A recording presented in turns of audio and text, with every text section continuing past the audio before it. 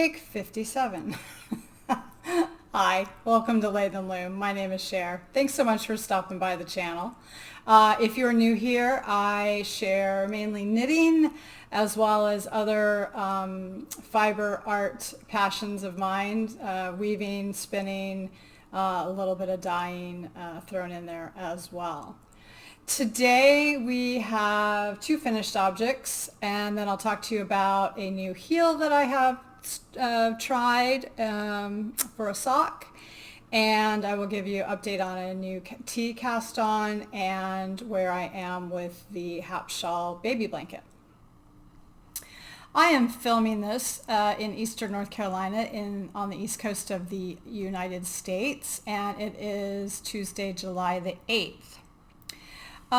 Before I get started, I wanted to mention that we are from July. The month of July is the North Carolina Yarn Tour, so wanted to just put that out there for you to take a look if you're in the region.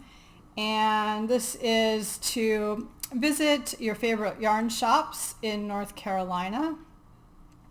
It's from the mountains to the sea, a self-guided tour connecting fiber artists and enthusiasts with locally owned yarn shops, farms, and fiber destinations in the state. Throughout the month of July, participating shops will celebrate with special events and attractions, exclusive merchandise, and prizes. You can buy your ticket to have full access, and you can also get some commemorative swag, etc. So one of the events with the tour, or several of them actually, are being held at Hillside Farms, which I've talked about before, and they're relatively close to me, closer to the Raleigh area. And last weekend I went to a small natural dye course and just had the best of time. So I debated sort of like teasing that, but I think that will be better on its kind of its own episode, or maybe with talk a little bit about my Tour de Fleece activities. So I think that will make this episode go kind of long.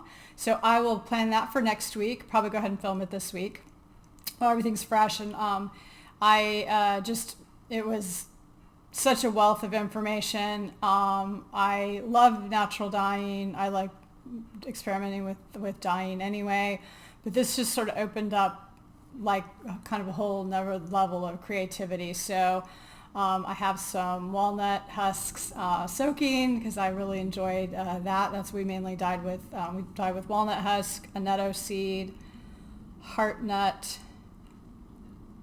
and Osage orange. It's got some really pretty colors, and I've thought of a pattern to use those samples in. So I will talk about all of that in next week's episode, so I hope you will join me for that. So let's get started with finished objects.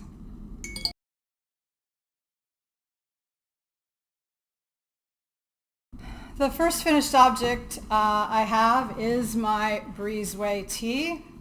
I will put some B-roll in here. Mr. Lathe and Loom and I tried to do some finished object photos today, which is why my hair, which started off nice and curled for filming, is now up in a requisite chip clip. A little bit steamy out this morning, and he's not the most patient photographer, although I always do appreciate that he makes an effort. So I will edit what I can. I think I'm going to have to get my daughter to help when she comes down. But anyway, so here's the Breezeway tee. I have talked about this in the last couple episodes, so I won't spend a whole lot of time. Here are the specifications. This is a pattern by Laura Aylor. This is the second one I've done. I went down one size, which I think is much better, although I think what I'm finding more and more is I can do more negative ease in the bust and get a little bit better fit. So I think this is about right on, and I wanted to wear it this first day I've actually worn. I wanted to wear it to kind of let it settle out, and then measure the gauge and kind of see from there for the next time I want to knit one. And I've lost a little weight since I knit the first one, so trying to work through all the fit and gauge issues as always. But yeah, I'm super happy that it's finished. I like the detailing as I've talked about last week. So again, I won't spend a whole lot of time on this, but I would encourage you to look at last week's episode to get more. And I think it's a very good beginner-friendly pattern. So that is the Breezeway Tee by Laura Aylor.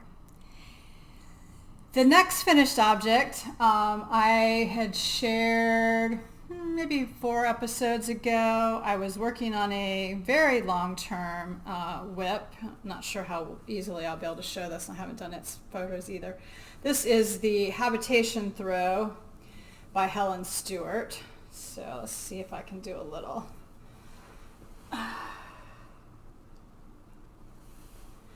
Get a bit of a glimpse. It's quite a bit larger than the pattern calls for. So it smells like sheep and wool wash, which I love. I used a lot of like scraps, but then I had some cone yarn that I did to sort of tie in at different places. The cream color, and then this color here I've talked about is Haystacks by Felicity Yarn Studios, and I sort of repeated both of those throughout to get a little cohesiveness. This is destined to go to a friend of mine for a grandma's house blanket for the grandbabies.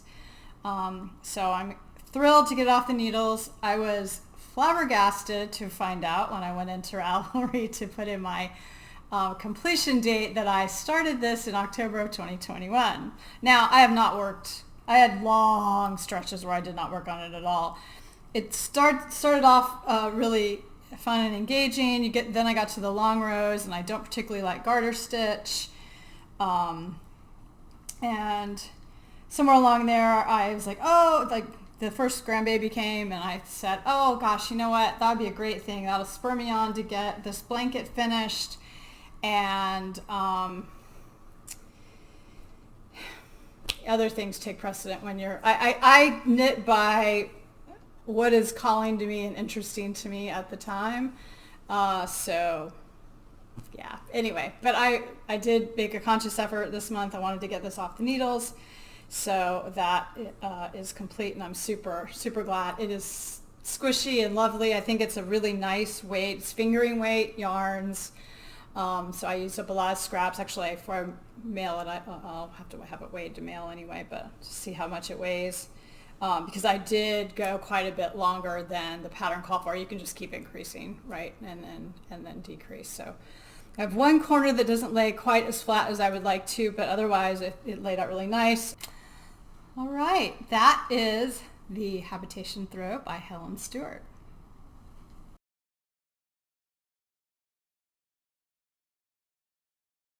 So on to works in progress. I mentioned last week that when I cast off my Breezeway, my next cast on was going to be the Lusk tee. This is a pattern by Rebecca Clow of the Crayabea.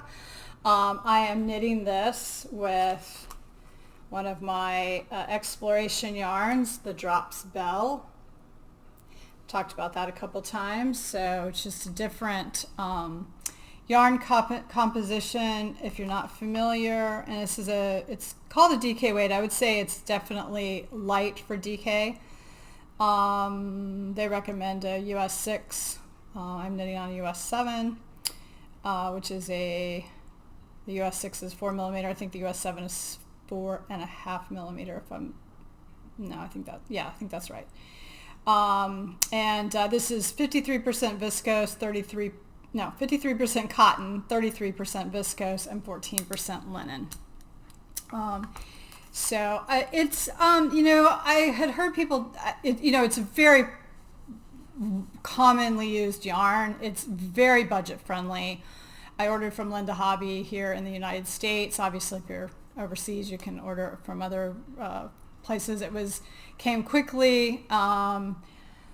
I'm a little unsure if I actually have enough yarn, so we'll see. I ordered, I think, 3 balls of each. So I may be having to make a follow-up order. But I've heard a number of people talk about it being splitty. It is a little splitty. It's not the most frustrating splitty yarn, but every now and then, I mean, it's very much, if I can show in the camera, it's very much these it's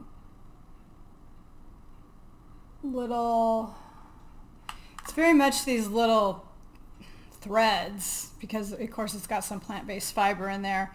So it's almost like you took sewing thread and kind of very loosely plied it, in my opinion. But I think it's knitting up nicely. Here is where we are at.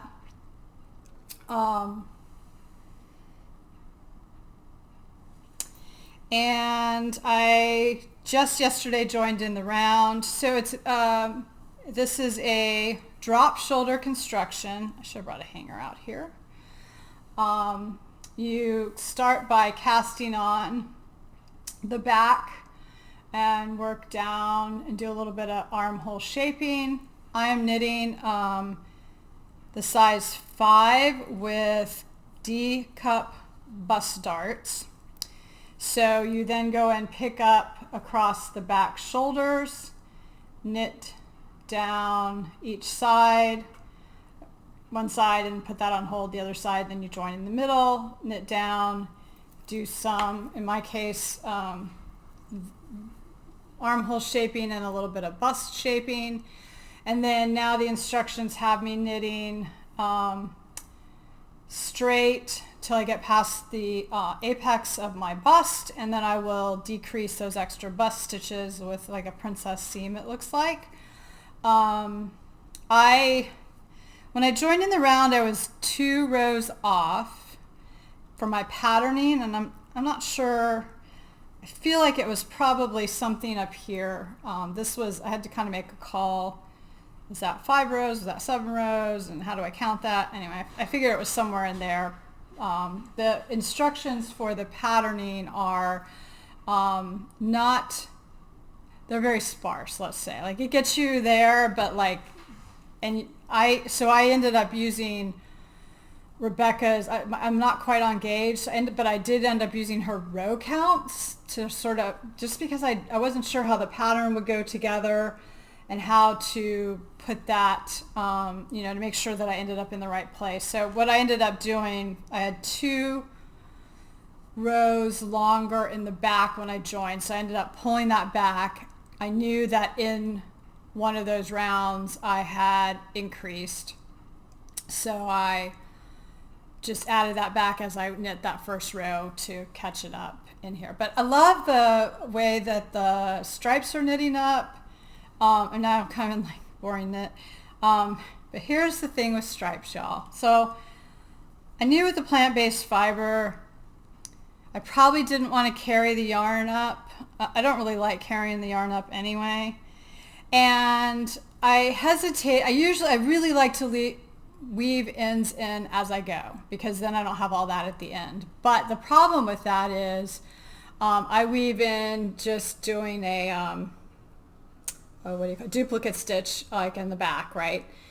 And I really like doing that. So I want it secure. So I'll do 5, 6, 7, 8, stitches, and then I'll double back. So if you have to rip that out, that is really hard to do. So I started off on the first back side, not joining them in. So this is not for the faint of heart.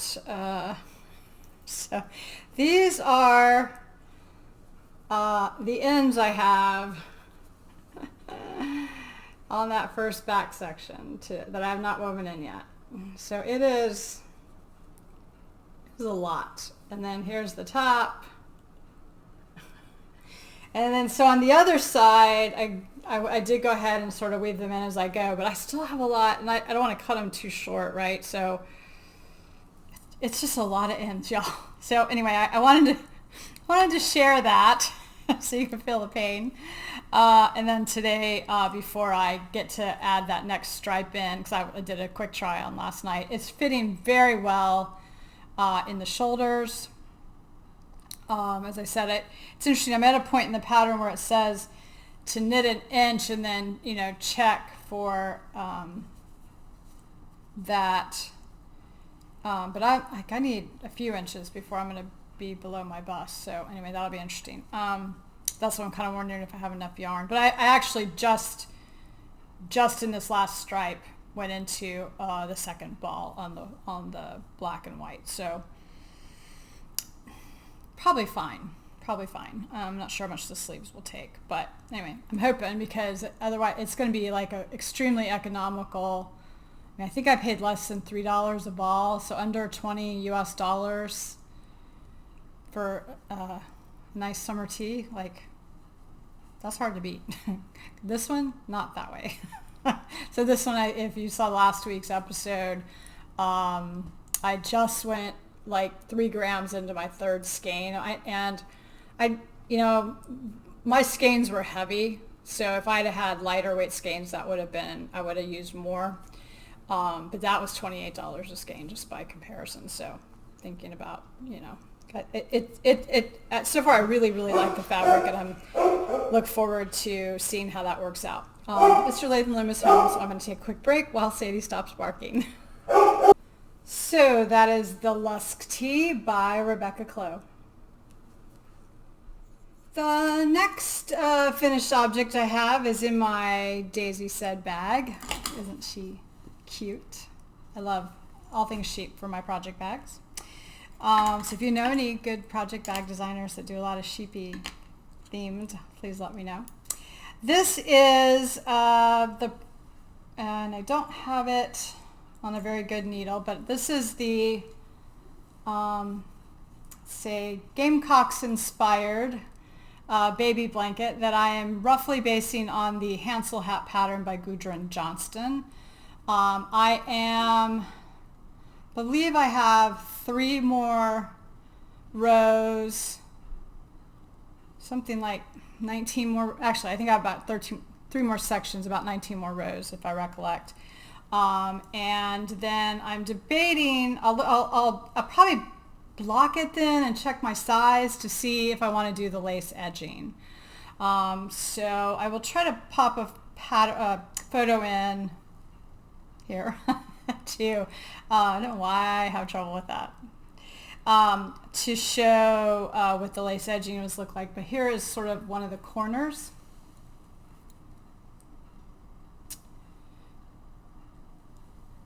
So I love this pattern. And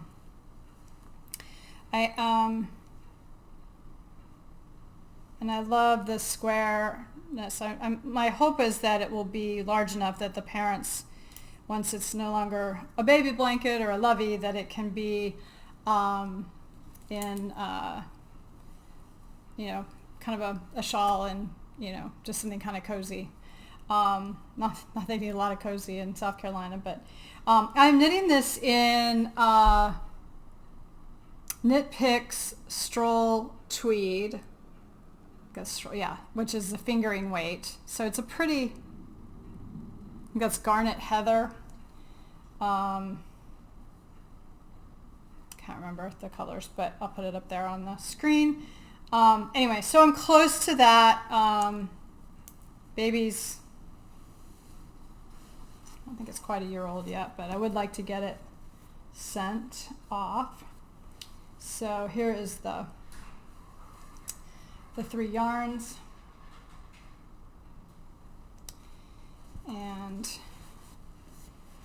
yeah, so making progress along on that one, just trying to keep working on that a little each week to make good progress on that. So that is the self-drafted, and it was a hybrid knit, so I did the center on the knitting machine and I'm hand knitting the border. So based again loosely on the borders is for sure taken from Gudrun Johnston's Hansel Hap. If you want to reference there, that's a good pattern to go with.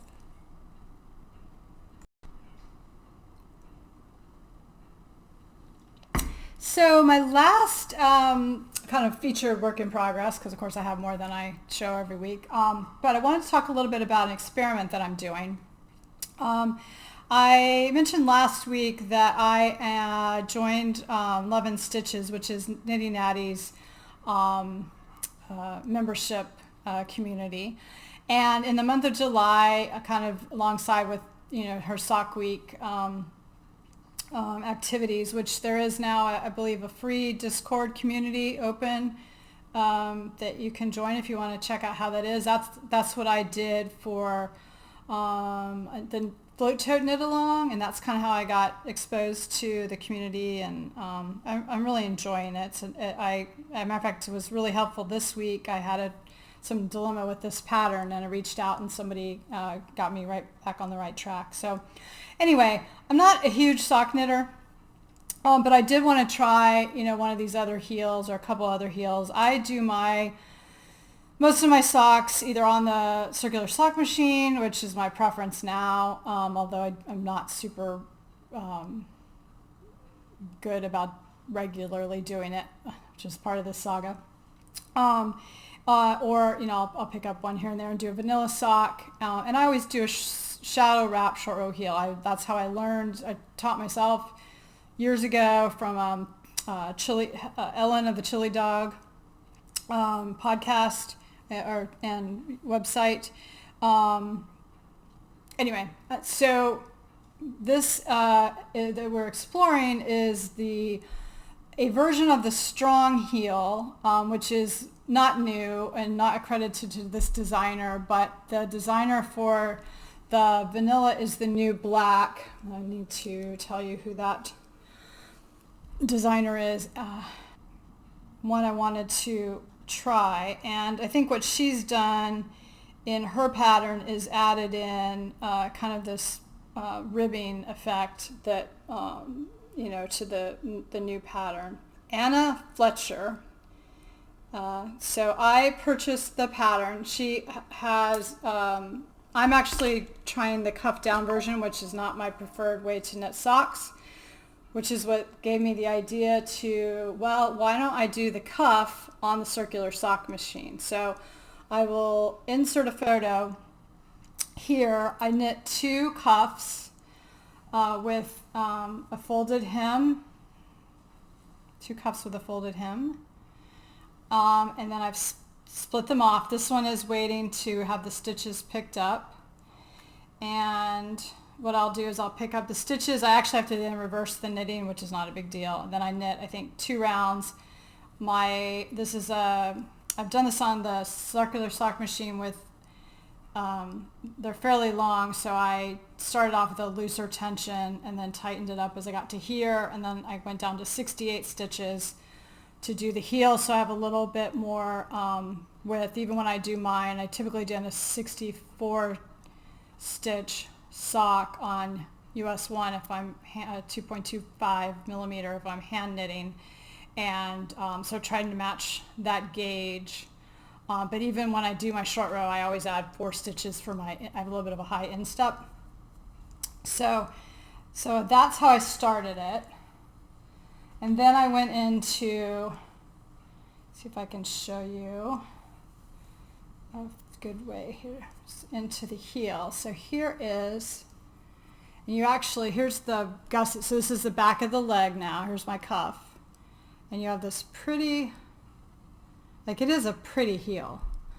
I haven't tried it on yet just because it's on my needles, which I'm probably pulling all my stitches out. And then for the contrast, this is the bottom of the foot then, right? And pick it up. It was fine to knit. So the confusing part for me was how there were some instructions here that were not very clear, as you picked up there, but I think I got it figured out. I'm happy with how it turned out. So I'm going to do the second one. Now I'm debating, do I try to put it back on the machine for the foot, just get them done, or do I hand knit them? So this one's kind of hibernating, waiting for the second one to catch up. I did not think it was faster, and the thing that I like so much about the shadow wrap heel, I mean, I would do it again. I'm going to finish the project, with both of them. I don't think it would be a go-to, but I think it's a nice option. And the reason that for me it's not a go-to is that I don't want to have to look at a pattern, and I kind of, I think you could get to the point where you could memorize what you're doing. I mean, it's not really complex, but it just seemed to take, like, it took me 2 kind of afternoons and evenings to get just to the heel, like, it just seemed to take a really long time. And I mean, I may be misremembering, but I typically can do my short row heel in one sitting. Now, I will say you're knitting it in the round except for that contrast part, which is short rows. So you're essentially knitting more. So I don't know. We'll see where it falls. The designer does recommend that however long you normally knit your foot, you knit it about 1/4 of an inch shorter. So that will be interesting. The yarn is quite pretty. This is, and I think this was a sock week. I didn't have the year on here. This is something I should do. This is a sock set that I believe was a sock week a few years ago. A Nitty Natty sock week exclusive a few years ago by Ruby and Roses, called Castle by Day. And this is in her plump rose base, which is 85% merino, 15% nylon. I do like how nice and plump it is. The only thing I'm finding with it, and the colorway is beautiful, her color is always beautiful, what I'm finding odd about it is that I feel like every now and then I'm getting it snagged on just a strand of nylon. Like it's definitely like a stretchy, almost like that strand of nylon is plied in separately, and maybe that's how it's done, and I just have never had that experience. So that's a little bit bothersome. Like, I don't love it. It wouldn't stop me from using it again, and I'll see how it wears. But anyway, so I'm now going to have to figure out how to pick up and knit from the same side. So I'll get the other one done. So hopefully I'll have the other one done next week, and then I'll make a decision on whether I don't know. I've never tried to rehang anything on the circular sock machine. I'm curious if any of you all use a circular sock machine. Have you done any hybrid knit socks? I mean, like, that's not the point of the machine, right? But I do think it's a nice way. I wanted to experiment on some of these. I wanted some longer legs.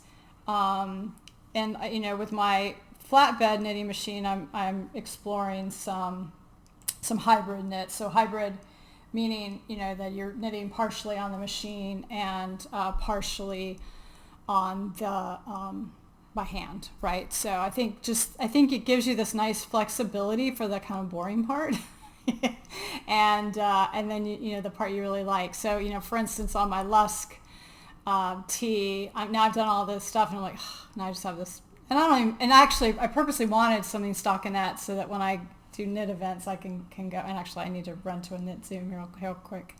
But so that is the Vanilla is the New Black strong sock heel experiment. Okay, so that is sort of all of the knitting content. What else have I been up to? I have definitely started off with Tour de Fleece goals.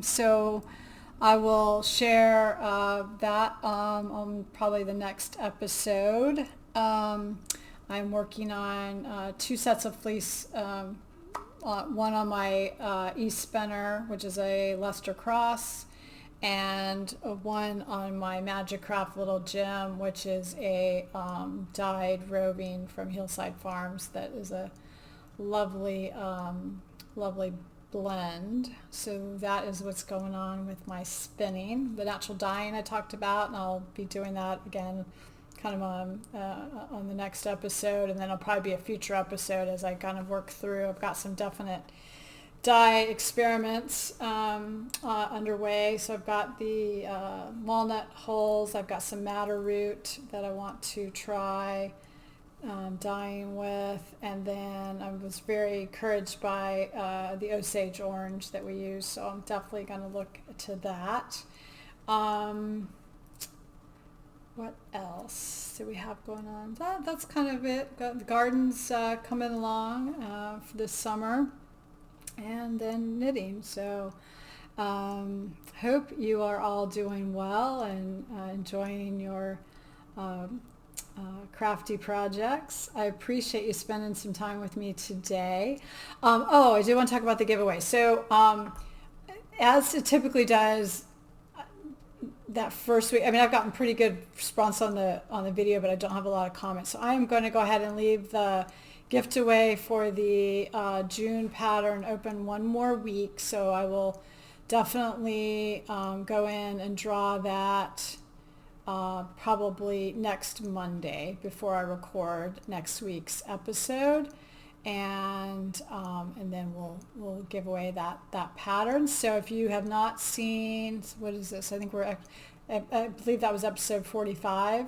Has the information, and the information's in the timestamp in the show notes. If you don't, I'd love you to watch the whole episode, but if you just want to go right to that, of how to enter that giveaway, I would love to have you be in the drawing for the pattern. And with that, I will sign off. So happy knitting, spinning, dyeing, and weaving, y'all. Bye.